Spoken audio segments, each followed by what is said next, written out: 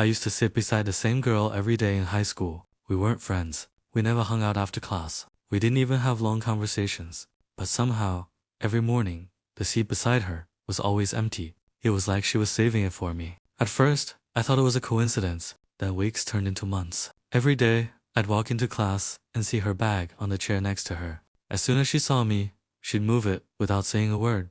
That was our routine. We talked sometimes, mostly about homework, teachers, exams, and random things. Nothing special. At least that's what I thought. One day, I didn't come to school because I was sick. The next day, she smiled and said, "Your seat was empty yesterday."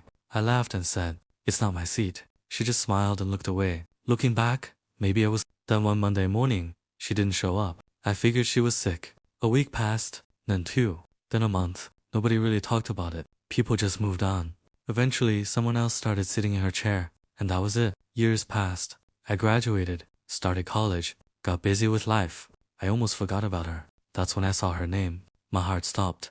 There was a friend request from her, sent years ago. I clicked on it. There was also a message. A message I had never opened, sent the day before she disappeared from school. It said, "This is probably embarrassing, but I wanted to tell you before I lose the courage. You're my favorite part of every school day, even when we don't talk. I think I've liked you for a long time. I just wanted you to know." I stared at my screen for what felt like hours. The message had been sitting there unopened for 6 years. 6 years. I clicked on her profile.